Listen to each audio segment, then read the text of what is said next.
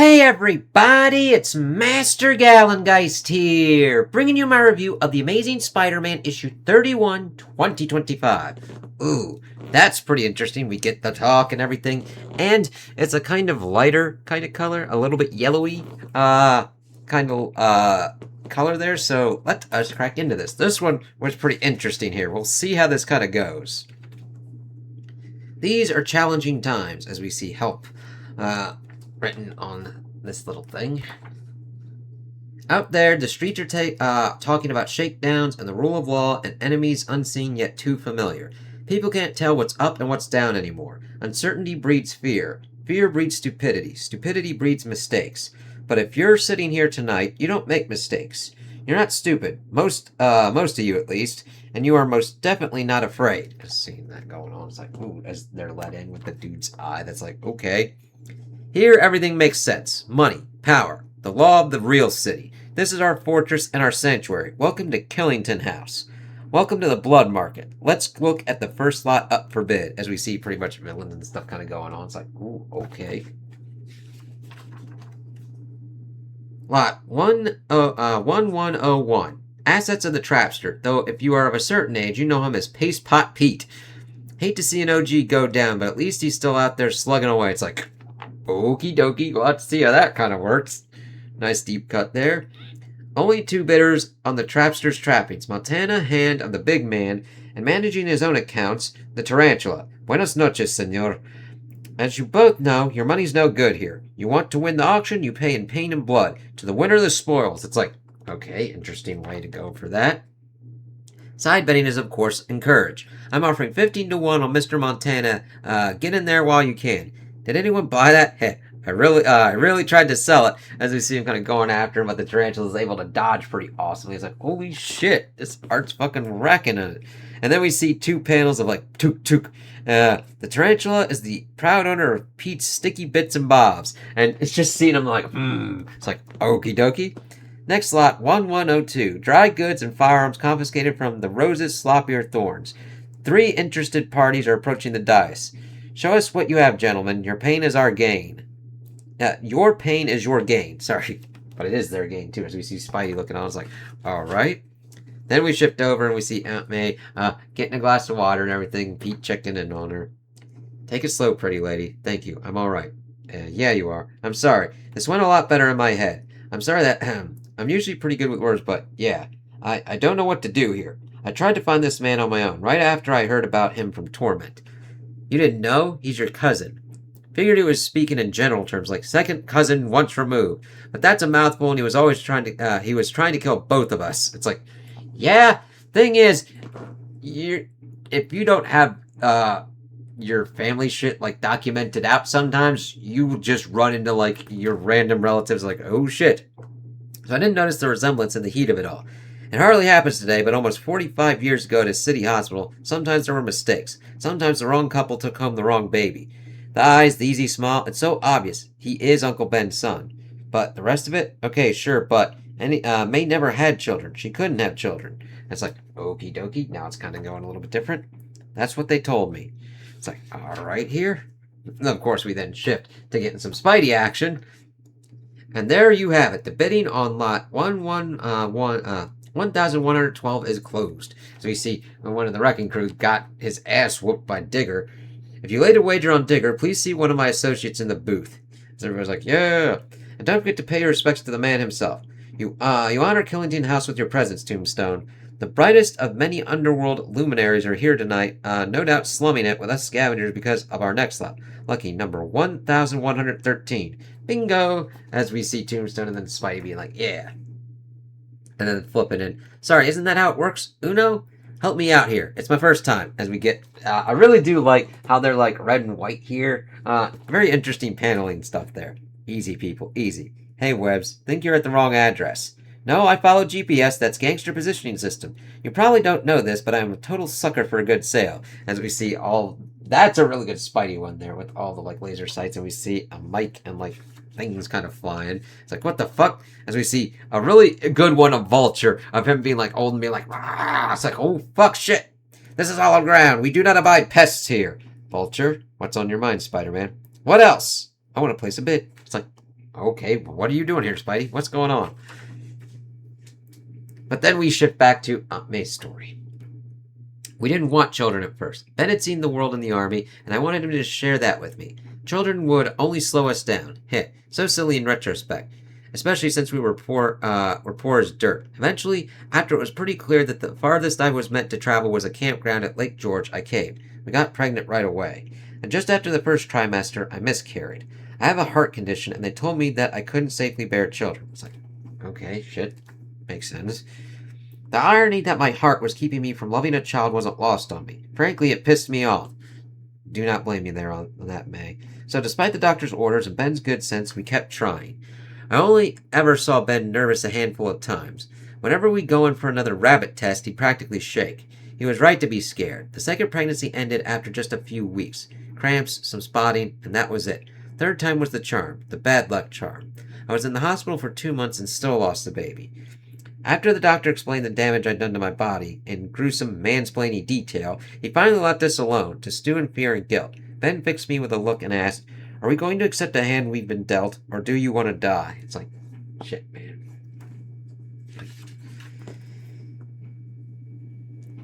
There are moments when you're with someone you love, crossroad moments. You can see in their eyes that the words you say next will determine the course of your relationship. I chose acceptance. We moved on. Started living with what we had instead of what we didn't. And it's kind of cool seeing the little kind of panel there of them kind of looking out the window and all that. A year later, we even took a trip to Europe that we couldn't afford. First time out of the country, not counting the Canadian side of Niagara Falls. Ireland. As we zoom in on him, it's like, okay. I don't know if people do it anymore because they're so afraid of germs, but in Blarney, they hang you upside down at this castle and you kiss a slab of marble. It's supposed to give the gift of gab, but some woman on the tour bus put in my head that it gave you a wish. I was probably a little tipsy. We were tipsy a lot on that trip, and as the blood rushed to my head, my wish just popped in. Give Ben a son. It's like, okie dokie. And it's cool that he kind of gets two. So, good stapling at the moment. No loose pages as we get back to Spidey doing his thing. And he just, kicked all kinds of ass. Weapons everywhere. Uh-oh, someone's running low on mooks. Did I win? Mr. Lincoln, with all due respect, this riffraff doesn't belong here. There's a spirit to the proceedings. There's a spirit inside your body, too. Pity to let it drip out in front of all these nice people. RX, do what you do, of course. Tell me one thing, Spidey. Why? And I really like Spidey's look in this. As we then see that he's looking and he's trying to get Shocker's gloves. It's like, okay. Actually, they match a pair of shoes I've been dying to wear. The next time I kick your Pantone color of the year behind. As we get him paused for a minute. We even see Vulture in the background just there and there. In the spirit of fuck this guy, want to partner up, V? As we see Vulture just crack out. And I really love seeing the movement, seeing the glasses fall off. The woman's hair kind of book out in the distance. Cool. I raised one Vulture. Give him hell. And we see someone with red eyes. I'm like, it's got to be Rayleigh. And then a bit for Jerry Conway.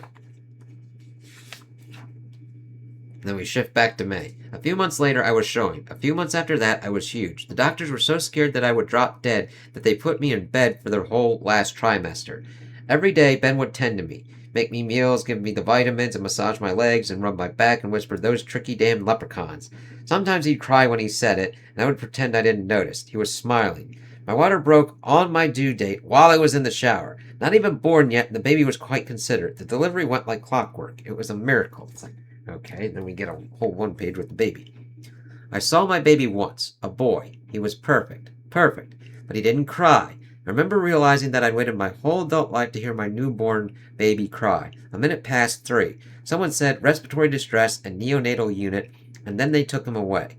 Ben held me, and we lied to one another that everything would be fine. Eventually, the doctor returned, and it wasn't fine. I don't remember much after that. It's like, okay.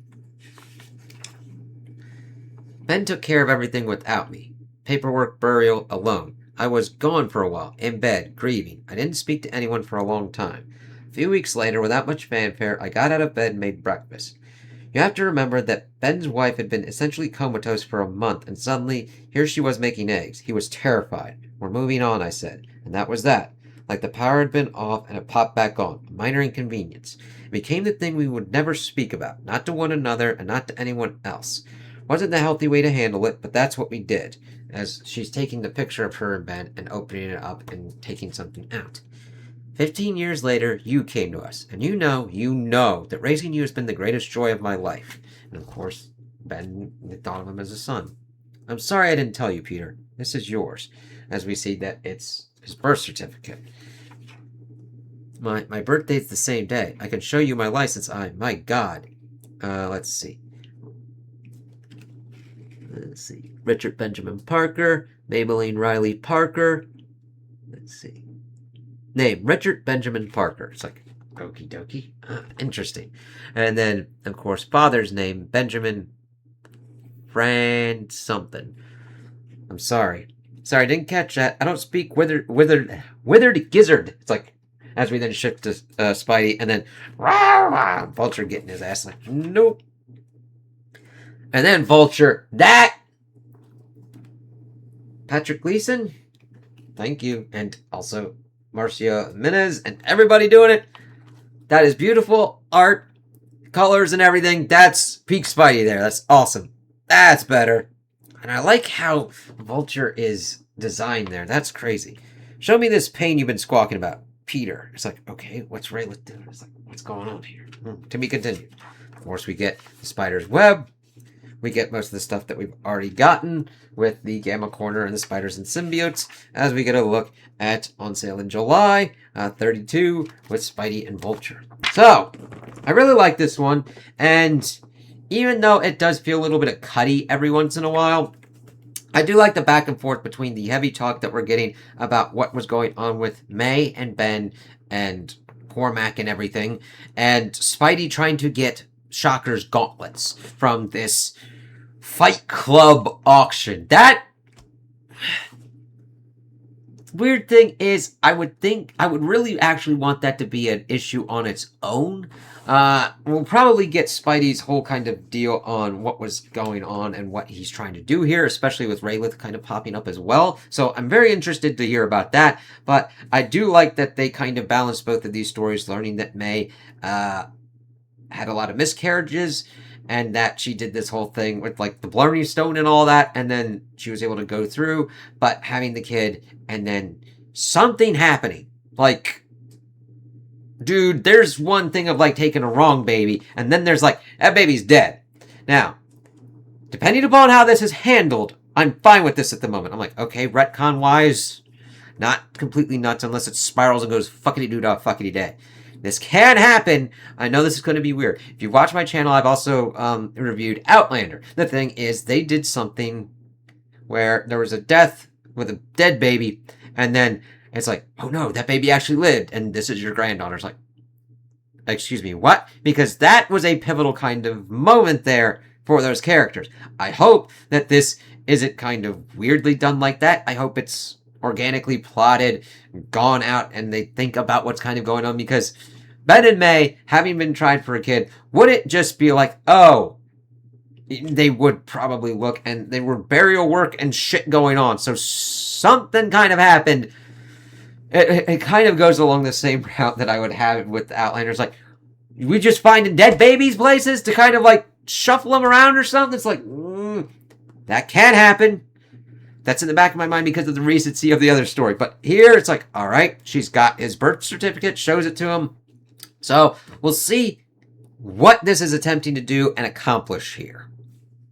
We've got the son of Ben and May. What are we going to do with that? And what is going to be the main kind of story that's going to be going on for issue 1000 and beyond?